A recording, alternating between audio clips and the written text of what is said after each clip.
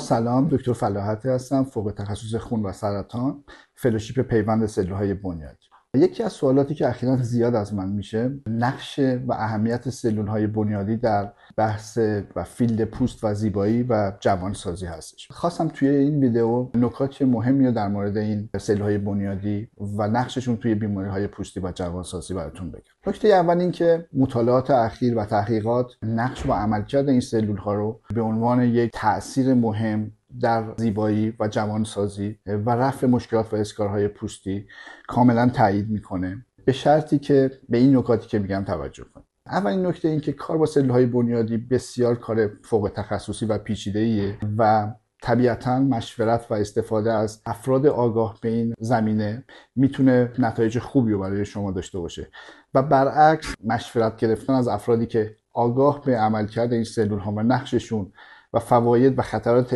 بالقوه‌ای که ممکنه داشته باشن میتونه زیانهای جبران ناپذیر بهتون وارد بکنه.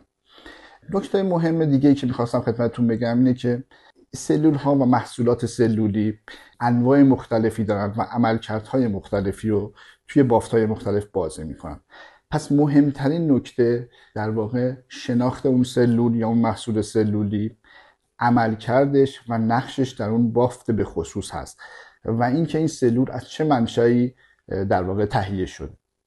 بحث دیگه تهیه و کشت این سلول ها هست، چون سلول های بنیادی برای تهیه و کشتشون نیاز به آزمایشگاه فوق تخصصی و تو شرایط کلینروم و پیچیده در واقع ژنتیکی دارن. پس هر جایی که خواستین از این سلول ها به عنوان درمانی یا بحث زیبایی استفاده بکنین، حتما از منشأ تهیه این سلول و فرایند تهیهش سوال بکنین، چون متاسفانه اخیراً خیلی در مورد این استفاده از این سلول ها توی کشورمون داریم میبینیم که تبلیغات سوئی میشه. خیلی وقتا از این محصولات مثل به خصوص بحث اگزوسوم که زیاد میشنویم داره الان زیاد استفاده میشه، اکثر این موارد تو بررسی که کردیم متاسفانه موارد فیک هستن و اینا منشأ گیاهی دارن. اگزوسوم هایی که تحت عنوان اگزوسوم های کره‌ای یا حالا محصولات دیگه استفاده میشن، نه تنها تأثیری در واقع تو بحث جوانسازی ندارن، میتونن آثار جبران ناپذیری هم براتون ایجاد بکنن.